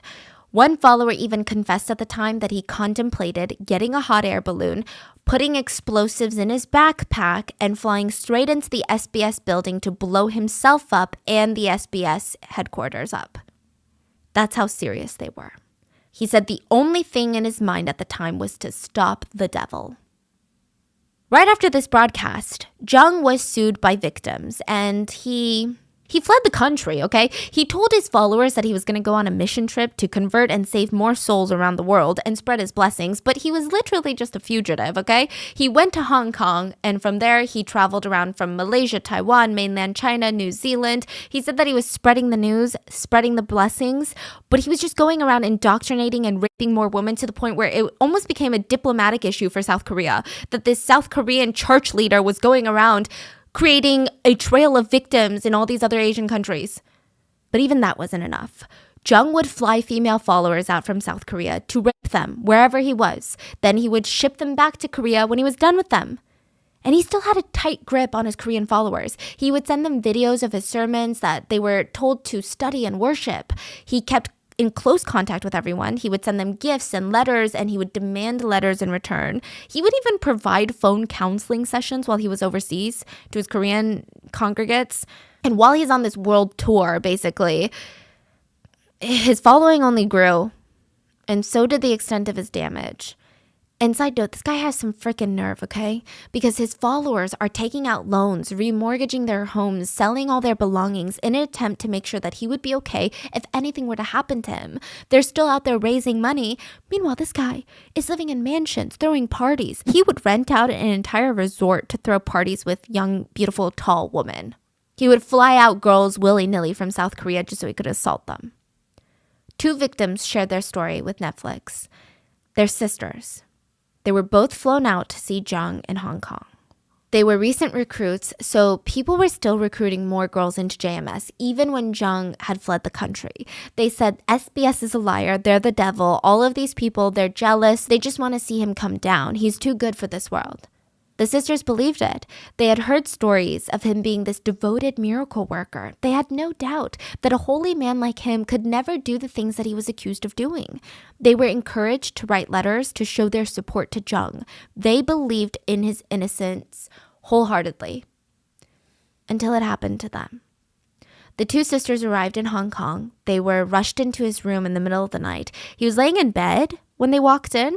So this is the first time that they're meeting him. They joined after he fled. And the undies that brought them in told him, give him a massage. The Lord is tired from, saving the world one soul at a time. and they lock the two sisters into his bedroom. The sisters were honored. They give him a massage, and he instructed them to sleep on either side of him, so he's sleeping in between the sisters. They kind of thought it was weird and it was strange, but they didn't feel like they were in a position to say no. Sister number 1 fell asleep rather quickly, but sister number 2, she wasn't able to fall asleep. In the middle of the night, Jung thought both sisters were asleep. He leaned over sister 1 and starts taking her clothes off and assaulting her. He kept whispering her to be quiet and not wake up her sister, who was awake but too scared to do anything. And he whispered that this is the Lord's will and her soul will be damned if she doesn't let him do this. After it happened, sister number 1 snuck out of the room and ran into the room next to Jung's bedroom, which is where all the unnis were. These are the ones that she trusted, the unnis that had brought her here. And she's trying to shake them awake. And she's like, please, you have to help me. Like, he just raped me. All the lies, they're not lies. Please wake up. She's shaking them. And these unnis are pretending to be comatose. They're basically just staying asleep. They're choosing to ignore what happened to her. It's clear that they're in on it too. The two sisters talk about what happened, and they realize that they were in danger. If it seemed like they were going to go back home to South Korea and start trouble for JMS or say that he R-worded them, they didn't know what was going to happen to them. So the rest of their Hong Kong trip, they had to act like they were enjoying their time while probably being assaulted further. It is unimaginable how the sisters must have felt, like going through the most traumatic thing that anyone can go through in a foreign place, feeling betrayed by the people that you trusted, and to have to act like you're having a blast, to act like you were being blessed. When they were flown back to South Korea, they immediately reached out to Exodus. Professor Kim was disgusted. He said Jung is not a human being. So Professor Kim is amping up Exodus while Jung is abroad, and Jung is getting more and more reckless. He started an international crime spree, really. The reason that he traveled to so many different countries was, yes, to assault more women, but also he just kept stirring up so much trouble legally with local governments that he had to flee countries nonstop. He did this so many times, he was put on Interpol, International Police's Red Notice list. He was wanted for crimes, fraud, and embezzlement. So if anybody caught him entering or leaving a country, they would flag him, ship him back to South Korea in handcuffs. In theory, it was great, but somehow it didn't work. Jung assaulted nearly 100 Taiwanese women, and it became a huge problem. In addition to how horrible his crimes were, it was a diplomatic nightmare. He had been recruiting Taiwanese followers from universities, and once news came out that he had assaulted so many Taiwanese women, Taiwan was absolutely insulted. When it got bad, he flew to Hong Kong, somehow escaping Interpol. It was in Hong Kong that he ran out of pages in his passport. This is not a metaphor. Like, literally, he ran out of pages in his passport, which typically, it's a normal procedure. You go to the consulate and say, hey, I ran out of pages in my passport. Can I get more pages in my passport? And they'll give it to you. But Jung was paranoid. He's on Interpol's Red Notice list. So he decided the only way to get pages in his passport was to bribe the consulate officials. He comes in with a massive giant crystal worth probably tens of thousands of dollars. An expensive bribe. And it was dumb because nobody at the consulate knew who the fork this guy was in Hong Kong. But he just walked in with a massive shiny spotlight on top of his head in the form of a giant crystal. So they're like, if this guy is trying to bribe us with tens of thousands of dollars, we should probably do a background check on him. Seriously? Yeah, so they look into the system. Instead of giving him more pages, they find out that he's wanted. He's arrested on the spot, and the plan was for him to be extradited back to South Korea immediately. But he escapes out the consulate door, and he's free once more. So it's like, okay, Exodus feels like we gotta do something. These international police, they don't care. We gotta do something. So June 2003, Exodus receives reports from their informants that Jung was in Hong Kong. They know this because female followers from South Korea are being flown to Hong Kong to meet with him. Professor Kim tried taking this information to the Hong Kong authorities thinking, of course they're gonna wanna get Jung. He's on the Red Notice list already. But the authorities are like, it's not that interesting. It's fine. Thankfully, Exodus had members who were part of the police force, so they had some investigative abilities. They put together their own rogue mission, and they flew to Hong Kong, waited until the female followers landed in Hong Kong, and literally stalked them because they led them right to Jung. Yeah, they're like bounty hunters, except they weren't getting paid. So they arrive at Jung's hideout in the mountains in Hong Kong. It's a very remote area surrounded by fields and forests. The Exodus team knew that they couldn't go in on their own. They were outnumbered. So they needed to stake out the area and come up with a plan. They climb up the mountains near the back of the house and they could see through the windows. He was already in bed assaulting the 3 women. They immediately call the Hong Kong immigration officers. They're like, this is proof he's assaulting people right now in Hong Kong. And they said, okay, we're going to send out a full team the very next morning to arrest Jung. Exodus is so excited, but they want to make sure that there's no chance that Jung is going to get away. When was this? 2003. I know. This is a long time ago. Because he gets arrested in 2022. It's a long... Wow. I feel like this person, I don't even want to call him... I don't know what to call him, but he's lived like 20 million lives and all of them are horrendous. He's the devil himself. Yes, literally. Literally the devil that just keeps reincarnating, coming back. I don't know. So the next morning, Exodus is like, well, we got to show up because there's no way we're going to let the Hong Kong authorities not arrest this guy. So they come the next morning and they have all their filming gear. They climb up to the back of the mountain. They're trying to make sure that Jung doesn't try to escape through the back of the house and up the mountain. But instead, they stumble upon Jung before the Hong Kong authorities get there. What? And he's sitting under this mosquito net. And there were the 3 victims from South Korea there. They were wearing bikinis. And Jung's pants are literally around his ankles. Professor Kim literally caught him red-handed. They were recording all of this, by the way. And the Exodus members who took the video said that they were just so stunned. I mean, Jung was stunned too. But the one with the camera said he had been working with Exodus for a while and he was for years expecting this malicious cult leader, a serial rapist, someone so dangerous, so frightening. He was on Interpol's most wanted list. He would have been intimidated by seeing him. He should have felt scared. But with the camera shoved in Jung's face, he was nothing but like this old, sleazy ajushi that looked so cowardly and pathetic. He had his pants around his ankles, literally, and he seemed scared to come out of the mosquito net. So then he finally got out, pulled his pants up, and he starts trying to hit the cameraman, maybe in hopes to get rid of the camera footage. He's like hitting the camera, smacking it around, but the cameraman just hits him right back. He's like, don't touch me. And he starts stumbling back to his house. Jung runs back to his house screaming, you hit me, like a little child. Exodus members were in so much shock. They had flown to Hong Kong to take down this serial rapist, and they couldn't believe that on top of all the other horrible things that Jung was, he was a miserable coward. But at least the nightmare was over. They had him pinned down, they waited for authorities, and Hong Kong authorities took him away in handcuffs. He had been arrested. He was done for. Even all the headlines in Hong Kong read, crazed cult leader arrested for crimes. Crazed cult leader found in mountains. There was a literal video of him with his pants around his ankles. He was going to pay for his crimes. Jung hired a high-profile lawyer, paid $100,000 for bail, and was released. He instantly fled to mainland China illegally without a passport. He kept in touch with JMS supporters, sending them videos trying to do damage control because, objectively speaking, the video that Exodus took of him was pretty incriminating. He said that he would never assault female followers. Meanwhile, he was caught on camera quite literally with his pants around his ankles. The JMS community was enraged, but not for the reasons that you think. They were disgusted at Exodus and the fact that Hong Kong had the audacity to arrest their Messiah. This was the modern-day Jesus getting arrested by the Romans.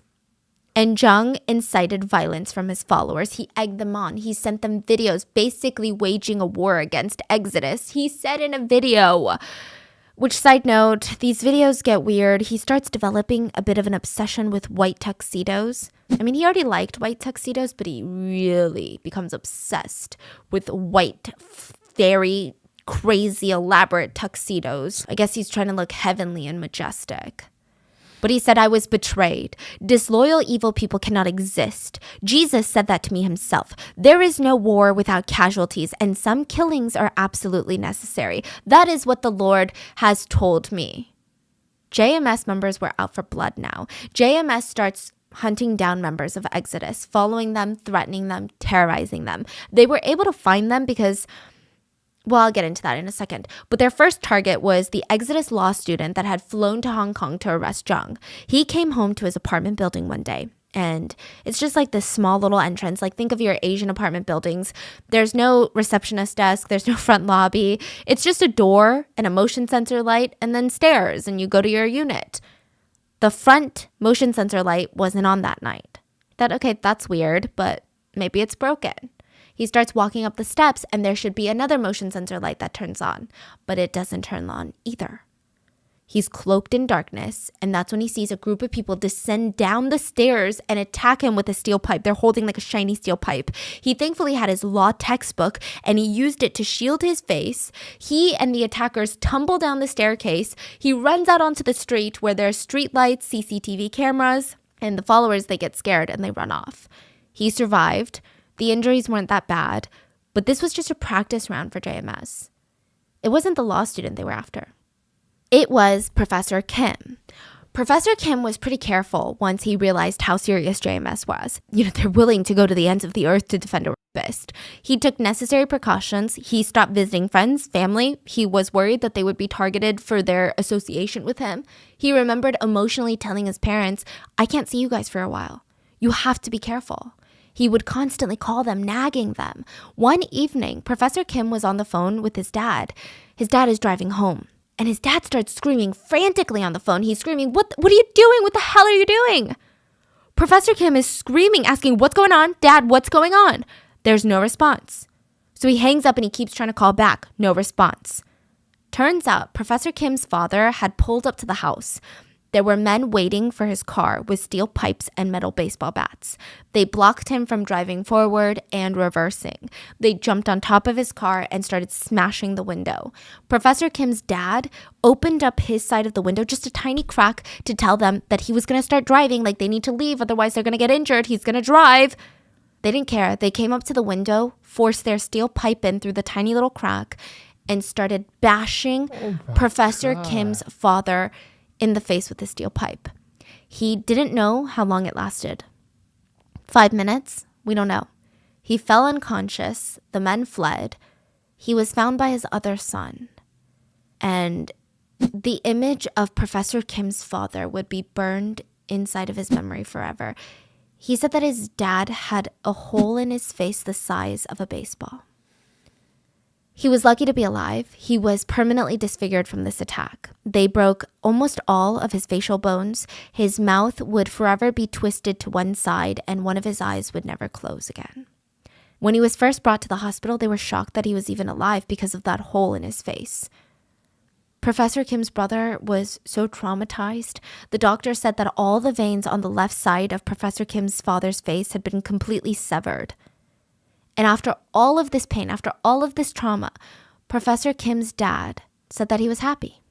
He said, had it not been me, it would have been you, son. I'm happy it happened to me instead. And I thank God every day that I was attacked instead of you. Professor Kim said that he felt so much hatred and guilt. He questioned himself for why he even went after JMS, how this could happen to his dad. He thought to himself, how can someone do this? Even gangs in South Korea know not to mess with someone's parents. Gangsters. It was later revealed that there were prosecutors that were in the JMS cult who were able to pull information on all the Exodus numbers, where they lived, who their family members were, where their family members lived, their license plate numbers, everything. The police even discovered that the JMS cult members had found a way into Professor Kim's parents' house and bugged it. Planted listening devices. Every inch of that house was bugged. They were listening to Professor Kim's parents for God knows how long. It was utterly terrifying. Professor Kim was shocked. He realized he was dealing with something that was far more dangerous than what he thought. And while it might seem like JMS won the battle, they might lose the war. And sometimes it unravels from the inside. Let's talk about Hong Kong X-Files. This is the story in the beginning of this episode. JMS had a full-blown photography unit. There were photographers that would recruit young female followers to send pictures to Jung while he was overseas, basically nudes. Jung would then grade these pictures and send reports back to South Korea. So he would get hundreds of photos of women in dresses, in various stages of undress, and he would grade them and send the report back to Korea, and the Onnis would be like, you gotta be. So you gotta do better now. Do you love the Lord? You have to do better. So this is how he graded it. If you're fully naked, you would get an A. If you were wearing a bikini, you get a B+, and if you're wearing short revealing dresses, you get a B. So if you get a B, your Anya would come to you and be like, you need to get an A. Do you not love the Lord? They were told the more pleasing the pictures you can send to the Lord, the more blessed you'll be. Then it would escalate to sending videos. They would be encouraged to be nude with one another, do things to themselves, and say things like, my Lord, you call him husband, oppa, dear, honey. They were told that they were helping the Lord with his loneliness while he fought and struggled to save the world. And even if you felt uncomfortable, the pressure was too high to even say no. Most of the girls in the pictures had never even met Jung in person. He would buy lingerie for the followers and have them send pictures of themselves wearing it. And if he found a girl that he liked through the pictures of the videos, he would fly them out to wherever he was so that he could assault them. He would compliment them on the phone. He'd say, oh, you look so pretty. He would encourage them to send more explicit videos and photos. He would even tell the girls, you see, my sweet girl, when a man gifts you lingerie, you basically owe him your body. There was a recorded conversation where the victim is shook by that, and she says, what? He said, it means he loves you very, very much. Don't tell anyone. Since I bought you the lingerie, we're already lovers. You can come see me if you want. What would you do once you finally come here and get to meet me? 저는 보고 싶지. 네? 너도 보고 싶지, 그지? 그럼요. 남자가 소고래질 때나 아니면 다 그자 소고래질 때 벌써 다한테 몸통이랑 똑같이 생각하면서 해주는 거예요. 속옷 차릴 땐 팬츠 차릴 때는 벌써 여인난 얘기가 아니네. Isn't he very old right Yeah. now? Yeah. At this point, in his like 50s, soon to be 60s. And these are girls that are like 19. The girl would say, I would like to meet you and say hi. What else would you like to do? I would like to listen to your sermons. There's no time for sermons. Hurry up and come. There were hundreds of photos of women in various stages of undress. There were videos upon videos that were incredibly graphic. And more than that, it was just so heartbreaking to see. Some of them were included in the Netflix documentary, and I've never had to turn off a documentary so many times in my life to just get a breather. To see the mindset that these victims must have been in. I mean, they would be sitting in a tub saying things like, we want you, my Lord. Come here, honey. You must be so tired. They would be undressed, kissing and licking photographs of him. There were videos of sex parties and mansions.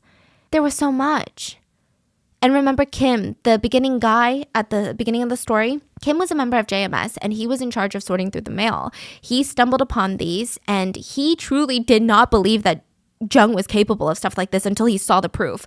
So he took all of this back to Korea, all the evidence, uploaded them online for all the other JMS members to see, and he thought if he could just expose the truth, just like what happened with him, he would see what the truth was the truth. You know, these are not lies that Exodus are spreading. And everyone would leave JMS. But we both know that that won't happen. At least not to the extent that we hope for. Many members of JMS did leave. They were utterly disgusted. But other victims started to come out. A victim in China said that she was so badly raped by Jung, it would be categorized legally as sexual torture. He had dragged her into a shower and shoved a scalding hot water faucet into her body parts. And she was screaming, and he told her to stay quiet or he would rip her private area off. And he proceeded to slap her around as he assaulted her. So all of China was outraged by this, by Jung. But he was still free, and he would still have followers. Many members were told nonstop that this was the devil testing them, that this wasn't true. And if it was, Jung had a good reason for this. He was saving them. They wanted to send these pictures to him. Mainstream media picked up the news on this one, and the files would later be known as the Hong Kong X-Files. The public was disgusted, outraged, but still, JMS had a strong following. And Jung was already on the run when this happened, so nothing else has changed. He started moving around a lot more, and he still flew out members from South Korea to assault. And there are videos of him holding these massive Christmas parties where girls were wearing these red mini dresses with white fur on them, Again, nothing I would ever be dead caught wearing near a church. Otherwise, I would be told I'm going to hell for being a sleut, which is a different type of trauma, I guess. But they're dancing around him, dancing on him. And it just felt like the Hong Kong X-Files didn't even impact him that much. Exodus never gave up, though. Things were silent for about a year until one morning in 2007, the Ministry of State Security of China reached out to Exodus. This is like the CIA of China. They called Exodus and said they believed that they could lure Jung out. They were hosting a culture exchange event between China and South Korea in China, and they believed that Jung would show up. They were right. He showed up. They weren't able to apprehend him at that moment. They failed, but they tried again, and this time they successfully arrested Jung in China. And almost instantly after this arrest, Jung's facade of being the Messiah, the leader, the savior, the God, it all came crumbling down. He instantly started acting insane to garner sympathy from Chinese officials. He starts acting similar to like a little ajashi who's nervous. He was moaning and covering his mouth and touching his face frantically, like he's losing his mind, which is not what the Messiah would do. Speaking of, Jung was like, "You think I'm the Messiah? You think I'm Jesus? That's insane. I'm just a little pastor of a church." He would scream, "You have it all wrong. I'm just the leader of one church. I didn't touch anyone. I'm not the Jesus. I'm not Messiah. I'm just a pastor." He would slap himself and make weird noises throughout the interrogation. In another interrogation, he got down on his knees and crawled towards the prosecutor, rubbing his palms together, begging him, "Please, sir, forgive me. This is all a mistake." It was shocking for the public. This powerful cult leader who had spent decades torturing women was on his hands and knees. And the church still stood by him. Many of them sold their homes to pay for his attorney bills during this legal battle.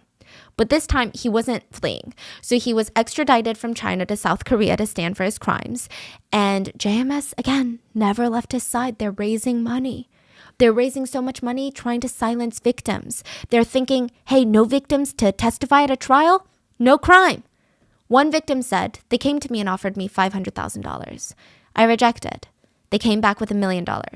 I rejected. They came back with an empty check and told me whatever I wanted, I could write down and have. And I rejected." When money didn't work, JMS started threatening victims, threatening to kill their families. Only one victim that was scheduled to testify during the trial backed down, and the rest refused. They all testified, and even in court, they were being threatened. So you know how in trials, you can have people come and sit and visit and see the proceedings? JMS had known bodyguards, basically, the one that would beat people up and track people down. They were in the courtroom trying to intimidate the victims while they were testifying. It did not work. The women fought to gain their strength back, and now there's no stopping a woman like that. There just isn't. When Jung realized he had made a grave mistake, he made one last pathetic attempt to stop the proceedings. While a victim was testifying, Jung starts convulsing and foaming at the mouth, screaming, "I can't breathe." Paramedics rush in. He's completely fine. He also took the stand at the trial, and he said a lot of wild things. He said, "I never raped anyone. There was this one incident, I remember, where naked followers approached me, and they forcibly took my clothes off. And all I did was hug them in that moment, but no penetration. I swear." This next part is really heartbreaking, but he admitted during the trial publicly that he was not the Messiah, and he claimed that he never said he was. This was shocking to his followers. Even the ones who had given up everything to help him fight the legal battles, they thought, why would he say that? Why would he do that? Jesus would never do that. The real Messiah would never deny who he is. They gave up everything for the man that he believed to be the Messiah, and he was slapping them in the face by saying that he wasn't. One follower was so devastated because I think the reality came crushing down on her. She threw herself off a building and took her own life. So remember, these are all victims. They had dedicated most of their lives. They had ruined their families, their interpersonal relationships. They had never gotten married, never dated. They had no social life, no family. They gave up everything, all their money, for this man that they believed is the Messiah. They believed that they had a purpose and they were doing good. Turns out he was a rapist and a coward. I just can't imagine how you even come to terms with that. In 2009, at 63 years old, Jung was sentenced to 10 years in prison. Only 10 years. After thousands of victims, 10 years. After decades of traumatizing generations of people, torturing them, all the damage he had caused, 10 years. It wasn't fair. People thought that he should die in prison for what he did. Yeah, but at least they hoped, you know what? Okay, he's going to go to prison. JMS is going to collapse. He was thrown in prison in 2009. Now, if you guys watched the Netflix documentary or saw the trailer, there is one victim who was kind of the center of the story. Her name is Maple. Jung was thrown in prison in 2009. Maple would join the church in 2012. What? It's still going on?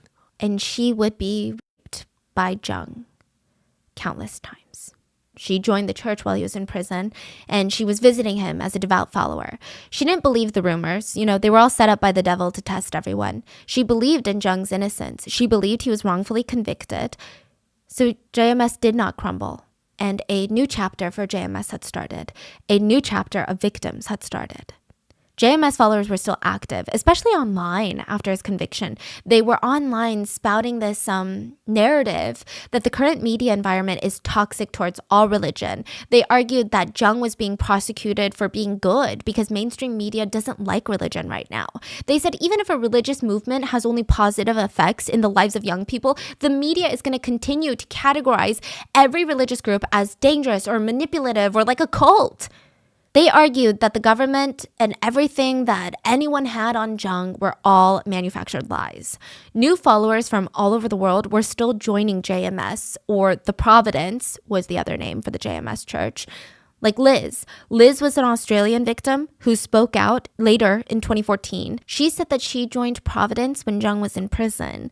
She remembered in Australia, a Korean woman approached her asking if she wanted to fill out a survey. That's how she joined the church. By the end of the year, she moved into a house filled with other church members, and she just remembered how everyone was talking about how Jung was falsely convicted, and she believed it. She was given a double picture frame. One side had a picture of Jesus, and the other side a picture of Jung, and she was instructed to pray to both of them, Jesus and Jung. And she had the honor of becoming an evergreen. This is the titles the girls were given in the Providence section, and they were told that this is the greatest honor. You're basically God's bride now. You can never get married. You can never look at another man. You are for God. Liz was encouraged and told that she needed to send Jung letters while he was in prison, and a lot of them became very quickly intimate. She ended up sending pictures of herself in bikinis. She recalled Jung would write back to her saying things like, "Women are more beautiful when they're naked." He told her that her pale white skin aroused him. So Liz was eventually asked to fly to South Korea and visit Jung while he was in prison, and she did. I know what you're thinking. Liz visited a convicted serial rapist and molester in prison. But two things to remember, because I see a lot of people victim blaming with this case. Liz is a victim. She was indoctrinated, taken advantage of. Groups like this, they can spot a weakness from a mile away, and they're going to use it to their advantage to convince you that what you're doing is right for you, the family, the world. And the second thing is, why the fuck is prison letting him have young female visitors to begin with? Like, I don't understand that. Why is he even allowed to receive nude and or bikini photos from young women? But he was. Yeah, he's basically doing the same thing he's been doing. Yeah, and they're like, well, now you get free meals. Basically. So Liz, she ends up falling into the vicious cycle of victim to perpetrator pipeline. She starts helping recruit more young women. The JMS Church ran a modeling group at the Australian National University campus. So it was easy for her to recruit beautiful young and tall women. Even in prison, Jung had learned nothing from his crimes. Looking back, of course, Liz says she regrets everything. And she genuinely believed that she was saving people. She genuinely believed that she was doing the right thing. JMS even told her Satan uses your parents to try and convince people to get out of the group, to recant them from being saved. So they convinced her to stop talking to her parents altogether. And once she did that, she felt like there was no going back. She said when you're in it, you're brainwashed into thinking that life will be horrific if you ever think about leaving. Not only will you go to hell, but your life itself will be horrible. You think, if it's hard now, this is nothing compared to the agony of leaving.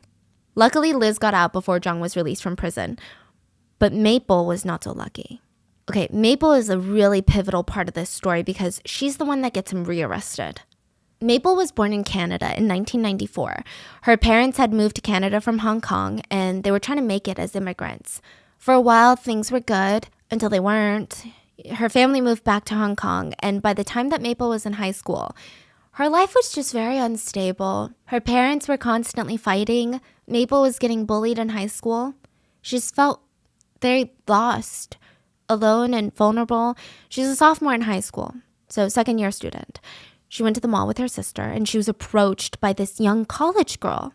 And it was just a nice conversation. They exchanged numbers, and this Onni kept calling her, wanting to meet up with her and talk to her about life. Maple ignored her at first, thinking, okay, this Onni's kind of weird. But one night, she felt particularly lonely and vulnerable, and she just reached out to the Onni and texted her, what even is the meaning to life? Like, what is the meaning of love?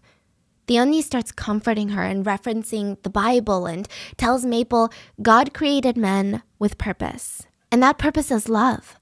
God loves people. God loves you 1,000,000 times more than a parent could ever love you. Maple said that she was moved. She didn't realize love like that could even exist, and it made her feel hopeful. She starts meeting up with the Onni, who is so nice and welcoming, and Maple grew to really trust and admire her. She was introduced to other members of JMS, and they too, they're very nice and warm and welcoming. And she's like, oh my gosh, maybe I'm finding my place in life. She said that she found forgiveness and freedom with JMS.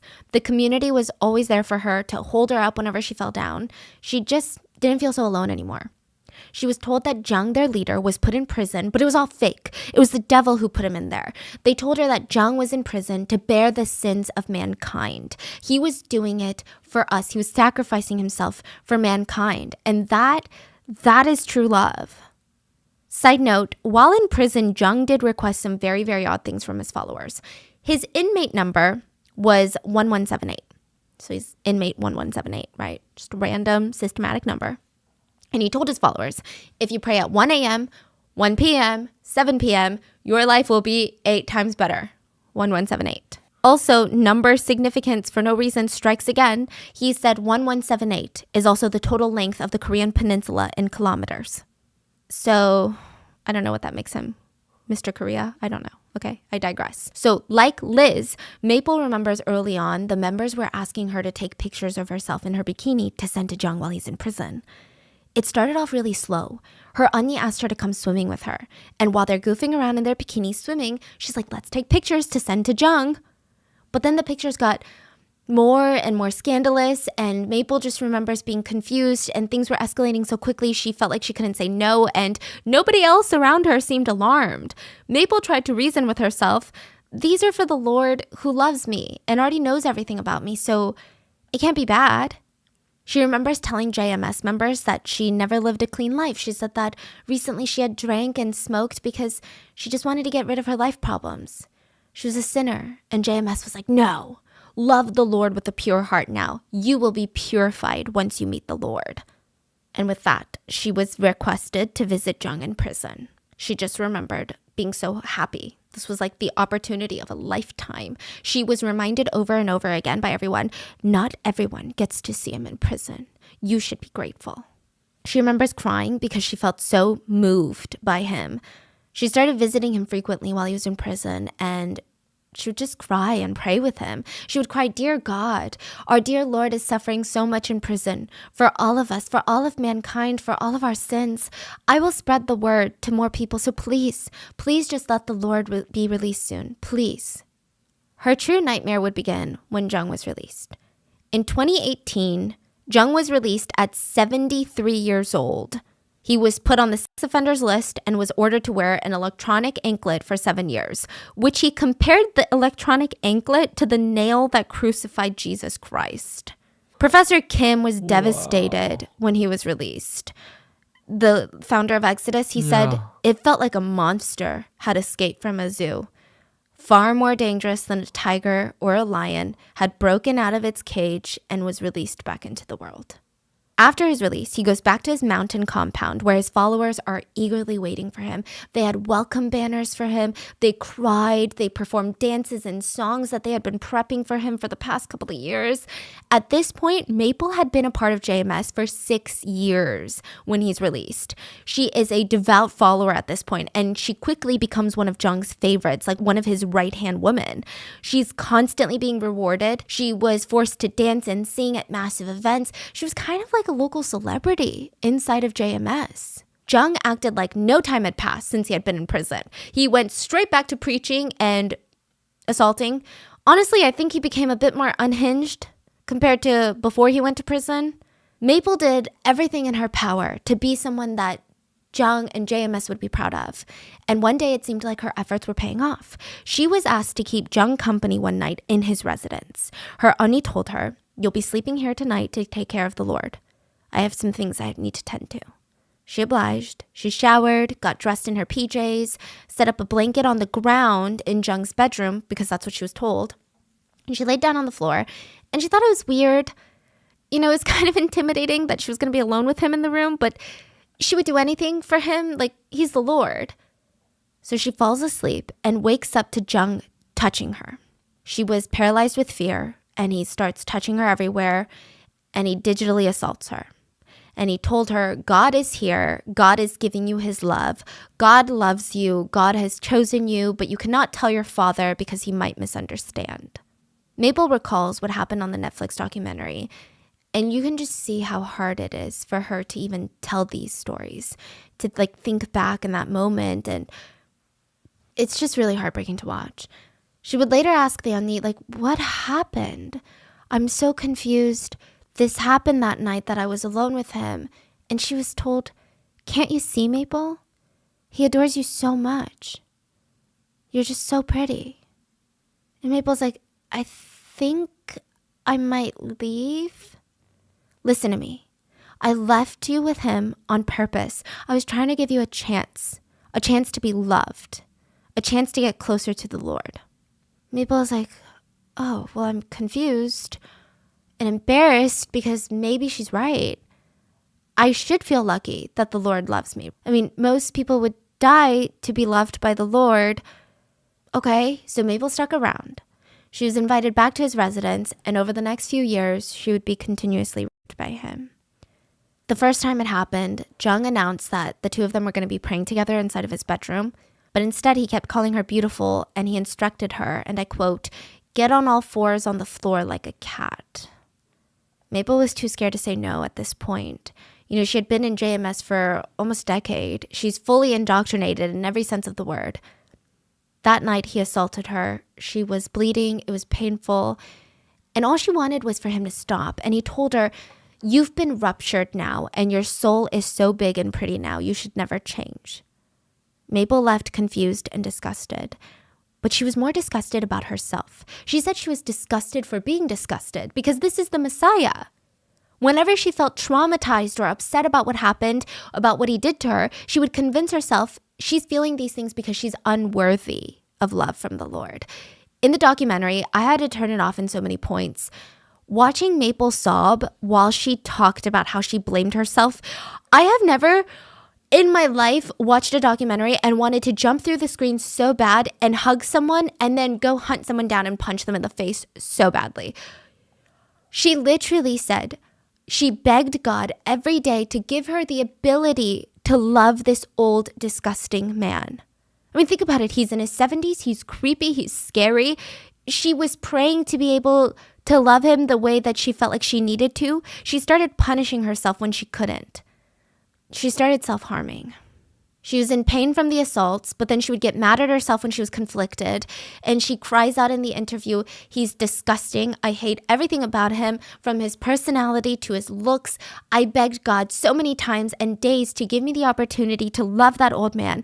I used to punish myself, even though I was in so much pain. I kept thinking, how can I be so ungrateful? How can I be so disgusted when the Lord loves you this much?" Like the way that our brains find reasons to make sense of traumatic events and find ways to blame ourselves for these events. There was another victim who journaled after her assault, and she wrote in her journal, "I didn't understand why he did that, But I think I get it now. He was cleaning me, forgiving me, making me his. Jesus did strange things when he made miracles. The victim's name is Amy, and she said, you know, you would think that I would realize that I was being assaulted, maybe even right after, but no, I didn't. I was so brainwashed. Then one day, near the end of 2021, Maple had been in JMS for nearly 10 years. A foreign JMS member texted her, telling her about how she had been raped by Jung and how so many of the foreign brides had been abused. And she urged Maple, she's like, Maple, I know how close you are to Jung. You need to get out of there. You need to leave. Maple was 26 now, and every day since the day that Jung had started the abuse, she had thought about ending her own life, every single day. She knew that she had to get out, but she had to be careful. She told Jung, I haven't seen my parents in so long. I'm just going to fly to Hong Kong for like a week, and I'll be right back. Jung requested one more night with her before she left. Coincidentally, because she had to travel, she had gotten the COVID vaccine that day, so she had an intense fever. Jung knew this. She's ill, she's burning up, she has a fever. Jung invites her into his room, and Maple knew what was going to happen. And in a very scary, life-threatening moment, she recorded audio of the assault. It's played in the Netflix documentary, and I do not advise you to listen to it, especially if you have any experience with being essayed. If, it is one of the most triggering audios that I have heard in so long. The translated transcript reads something like this. And side note, during the audio, you can hear Maple whimpering in fear, and you can hear slapping noises. Basically, you can hear the assault. Jung tells her, hug me tighter, say you love the Lord. This is literally while he's assaulting her. She says, I love the Lord. Touch me here again. It's bigger. It's so amazing when you do that. When a man hugs a woman, he gets so damn hard. There are more slapping sounds. And he continues, you have such white hips. Such white hips. Now, if you watch the dubbed version on Netflix, or if you just read the translations, it translates to, do you like that? But it's actually so much worse in Korean. He says, you like it so much you're losing your mind, huh? She gave no indication throughout the audio that she liked it at all. In fact, she gave every indication that she was in pain. But he continued to ask if she had reached the destination. And if so, how many times? 3, 4, 20? He continues to say, I have climaxed 50 times. And he continues, you see, God has chosen you like this. Make sure nobody touches you like this because this belongs to the Lord. Maple was crying in the Netflix interview, explaining how she had to keep calling out the Lord's name while he was doing this to her. She said she asked God why she had to go through something like this. Professor Kim, the founder of Exodus, he said something that really stuck with everyone. He said, the first time I visited JMS was in 1995. Maple was not even 1 year old. She was a baby in a diaper. And now that baby is sitting here as another victim of sexual assault. More than 30 years of victims and 3 decades of pure terror. And Maple was determined to put an end to it. She escaped to Hong Kong, and just 5 months later, she came back to Seoul to hold a press conference on March 16th, his birthday. She didn't want anyone to go through what she went through. And if you guys know assault cases in South Korea and really anywhere, no victims want to come forward because it stays with you for life. The internet is with you for life. No one wants to put their face to this. No one wants to be victim blamed, especially in this situation. There is so much victim blaming against Maple. But she said she's willing to put her name, her face, her story.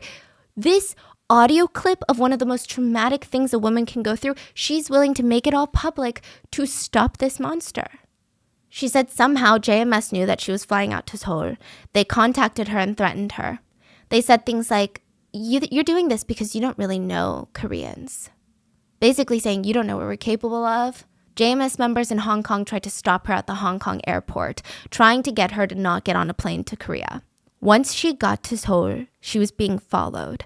She was being watched by JMS members. She was suffering PTSD, anxiety attacks to the point where her body couldn't take it anymore. On the way to the press conference, her body literally shut down. There's footage of this. She's throwing up nonstop in the car on the way to the press conference. She had to stop by the hospital. Nothing was helping. She's still throwing up. And the person accompanying her, that was, I believe, a producer for Netflix, asked, "Do you just want to reschedule? It's okay if you do." And what she said, "Not even God will be able to stop me from doing this." I swear, I feel like my heart broke in a million pieces during this documentary. During the press conference, she sat there and she powerfully declared, in no shape or form is Jung a messiah. He is not fulfilling the Lord's will. And due in part to Maple's bravery, Jung has been rearrested. There were mixed responses to her press conference. Of course, JMS members believed Maple was working with the devil. She had betrayed everyone, and they worked hard to spread lies about Maple and her family. They were vilifying her, attacking her character, her credibility. They insinuated that she was mentally ill and that she was lashing out. One JMS member said with his whole chest, if this really did indeed happen, she would have left the church and looked for a solution. That's the natural, logical thing to do. But she didn't do that, so we don't think this happened. There were other victims that watched the press conference, older victims, and they had been too scared to come forward, and they said, "I felt a lot of guilt. I felt like I should have been the one to say something. Maybe if I had done more, if I had said more, if I fought harder, then maybe Maple wouldn't have been a victim." Maple's parents have been supporting her every step of the way. They know that Maple did nothing wrong, and they told her they're so immensely proud of her courage, her morals, her belief, and she's the world to them. In October 2022, Jung was rearrested. Professor Kim sighed a brief breath of relief, but it was bittersweet because his father had just died a few months prior to Jung's rearrest. So he didn't get to see Jung get rearrested. So after 4 years of being released, Jung was rearrested on the same charges, but things are a bit different now. With the Netflix series, there's a lot of international attention on this case, and I know social pressure isn't necessarily a great thing when it comes to court decisions, but I do hope that we'll see something more than 10 years this time. And even if Jung is never going to be a free man ever again, I just can't imagine how the victims feel. More victims have been coming out with the traction of the Netflix series, and I'm very sad to tell you that JMS is still going strong. His following is still loyal. They are threatening victims, doing everything in their power to stop word from getting out. They even tried to stop the release of the Netflix documentary. The courts ruled against them and in favor of Netflix. So now they have spread this narrative that the documentary is proof that the media is conspiring against Jung in conjunction with the government. They argue that the Netflix documentary is being released too close to his trial date, and it was strategically trying to take him down. Cho Sung-hyun, the NBC producer that produced the Netflix documentary, said NBC had been wanting to do a documentary on JMS, but they were too scared. So he brought this to Netflix and asked them so that it would be released under Netflix as an extra layer of protection, which I don't know if it really worked. Side note, the producer, this is not just a job for him. It was revealed that he had family and friends that were victims of JMS and cults. So this meant a lot for him. The series is actually not just about JMS. There are other episodes of other cults in South Korea. If you guys are interested, I can also look into those. But the producer said that since the start of filming for this, not even the release, he had been followed, threatened, watched. He said in his 15-year career, he had never bought a self-defense weapon until this case. And to make matters worse, the producer said, what's released in this Netflix documentary is not even 10% of the crimes he learned about from JMS. This is the tip of the iceberg. The production teams, the lawyers, they wouldn't allow him to release the other 90% because it was that bad. It's just terrifying. I think it's really gross that Jung has used religion to commit these heinous crimes. And I want to say that even though there are still members of JMS that support him, I think to a degree, in their own ways, these are all victims too. Jung is currently waiting trial, and he is 77 years old. I hope this time we will see some sort of justice, and I hope the victims find some peace and happiness after all of this is over, and I just hope that they get to sleep at night knowing that he's gone. But that is the JMS cult, the case that I was way too scared to cover while I was in Korea. What are your thoughts? Please leave in the comments, and please stay safe, and I'll see you guys on Wednesday for the main episode. Bye.